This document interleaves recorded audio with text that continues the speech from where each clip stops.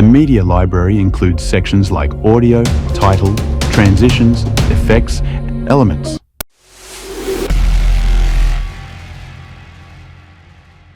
Filmora X features an intuitive interface with several key sections. The media panel, top left, for managing media, the timeline, bottom, for editing, and the preview window, top right, to view real-time edits. The toolbar above the timeline provide various tools which we discuss in upcoming videos.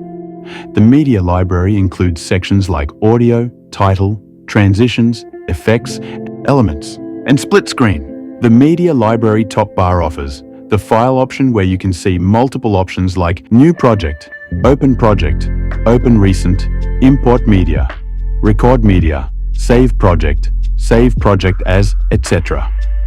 Lastly, the Export button allows you to finalize and export your project in different formats. This layout ensures easy and efficient video editing.